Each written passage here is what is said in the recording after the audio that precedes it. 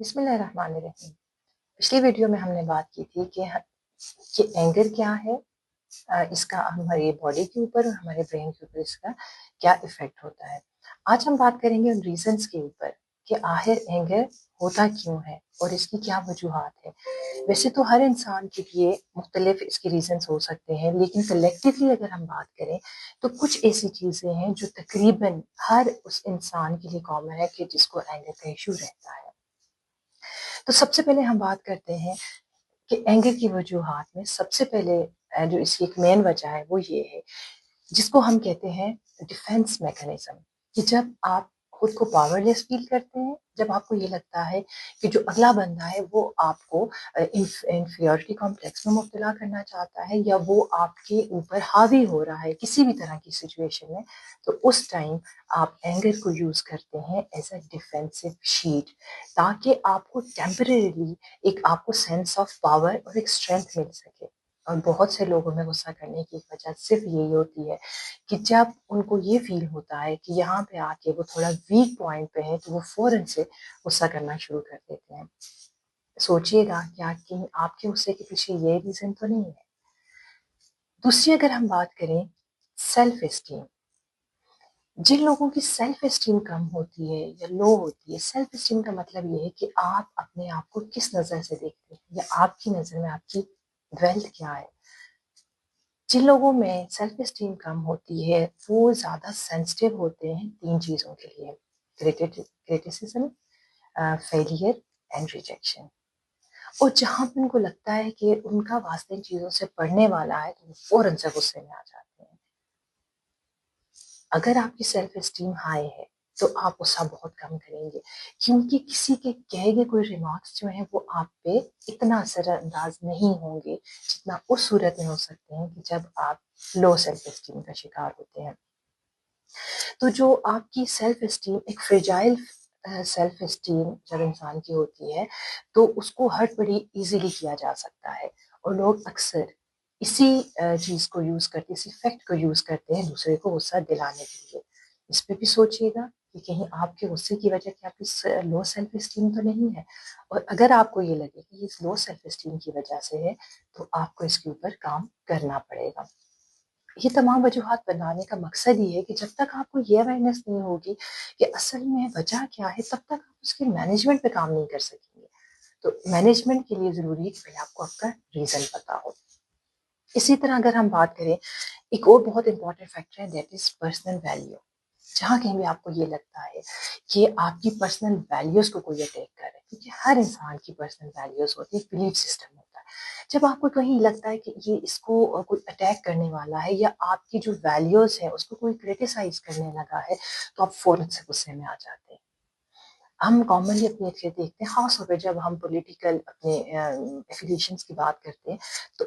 جس لمحے کسی نے ہماری پولیٹیکل ویلیوز کو ٹارگیٹ کیا تو فوراً ہی ہم یہ نہیں دیکھتے کہ اگلا کون ہے، اس کے ساتھ ہمارا کیا رشتہ ہے، ہم فوراً غصے میں آ جاتے ہیں، کیونکہ ہمیں یہ لگ رہا ہوتا ہے کہ جو میری پرسنل ویلیوز ہیں ان کے اوپر اٹیک کیا جا رہا ہے۔ کیونکہ یہ جو پرسنل ویلیوز اور بلیف سسٹم ہوتے ہیں بیسیکلی ہم نے ان کو اپنی آئیڈینٹی بتا دیا ہوتا ہے، اور اسی لیے ہمیں جب کوئی کو ٹارگیٹ کرتے ہیں تو ہمیں غصہ آتا ہے۔ اس کے علاوہ بہت ایک امپورٹنٹ ریزن جو اینگر ایشوز میں آتا ہے وہ یہ ہے آپ کا پاسٹ ایکسپیرینسز۔ اور پاسٹ ایکسپیرینسز میں کیا آتے ہیں؟ آپ کا چائلڈہڈ ٹراماز۔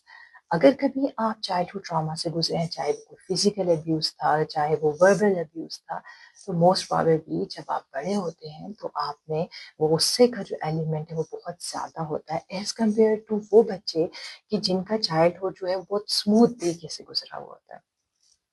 دوسری بات یہ کہ جب آپ اپنے بچپن میں اپنے ارد گرد گھر کے ماحول کو دیکھتے ہیں جو انوائرمنٹل فیکٹر میں آتا ہے، جب آپ اس کو دیکھتے ہیں آپ کو یہ لگتا ہے کہ آپ کے گھر میں ایک روٹین ہے غصے میں بات کرنا، اونچی آواز میں بات کرنا۔ جب اس طرح کی آپ روٹین اپنے گھر میں دیکھتے بڑے ہوتے ہیں تو آپ کو لگتا ہے کہ شاید یہ بہت نارمل چیز ہے کہ آپ غصے میں کسی سے بات کریں، آپ اونچی آواز میں بات کریں، آپ وربلی ابیوز کریں، تو آپ کو یہ چیزیں نارمل لگ رہی ہوتی ہیں۔ اسی لیے اگر آپ کو کبھی غصہ بہت زیادہ آتا ہے اور آپ اس کا شکار ہیں تو ضرور دیکھیے کہ کیا آپ کے چائلڈہڈ میں کوئی ایسے ٹراماز تو نہیں پڑے ہوئے ہیں، کیا آپ کے چائلڈہڈ ایکسپیرینسز میں کوئی ایسا ایکسپیرینس تو نہیں پڑا ہوا کہ جو اس وقت सरफेस कर रहा है आपके ट्रिगरिंग ऑफ एंगर को। क्योंकि जो लोग एक स्मूथ होम एनवायरनमेंट से आते हैं ना, और ये भी कहा जाता है कि काम पेरेंट्स दे प्रोड्यूस काम चिल्ड्रन। तो जितना आपके घर का माहौल, जितना आपका पेरेंटल रिलेशनशिप स्मूथ होगा, केयरिंग होगा, लविंग होगा, पोलाइट होगा, उतना ही जो हमारी आने वाली जनरेशन है उनमें एंगर का एलिमेंट कम होगा। इसीलिए हमें इस चीज़ का बहुत ध्यान रखना चाहिए कि अपने घर में हमें हमेशा वो बिहेवियर अपनाना चाहिए कि जिससे हमारे बच्चे काम एंड क्वाइट रहना सीखें। अदरवाइज क्या होगा कि हमारे बच्चों की पर्सनैलिटी में एंगर एलिमेंट जो है वो बहुत ज़्यादा हो जाएगा। इसके बाद अगर हम बात करें तो एक और बड़ी वजह इसकी एंगर की होती है कि आपका एनवायरमेंटल फैक्टर, जैसे अभी मैंने बात की कि आपका होम एनवायरनमेंट, इसके अलावा आप सोसाइटी में जिस पीयर ग्रुप के साथ आप रह रहे हैं, जहाँ पे आप उठ बैठ रहे हैं, ये चीज़ भी आपके एंगर इश्यूज़ को बहुत ज़्यादा इफ़ेक्ट करती है। एक तरफ तो हमने होम एनवायरनमेंट की बात की, दूसरी तरफ हम ये बात करते हैं कि जब आपके इर्द-गिर्द रहने वाले लोग, चाहे वो आपकी फैमिली है, चाहे वो आपके फ्रेंड्स हैं, चाहे वो आपके कलीग्स हैं, जब वहाँ पे ये एलिमेंट आ जाता है कि वो लोग एक-दूसरे से ऊँची आवाज़ में बात करते हैं या वहाँ वो हैबिचुअल हैं इस तरह से करने के, तो मोस्ट प्रोबेबली ये एक रीज़न हो सकता है आपके गुस्से का। अब ये जितनी वजूहात मैंने आपको बताई हैं, ये इसलिए बताई हैं ताकि आप इनमें से आइडेंटिफ़ाई कर सकें कि बेसिकली आपका रीज़न कौन-सा है। और जब आप ये आइडेंटिफ़ाई करेंगे तो आपके लिए बहुत आसान होगा अपने एंगर को मैनेज करना और उसको स्किलफुली उसको एक्सप्रेस करना। Thank you so much.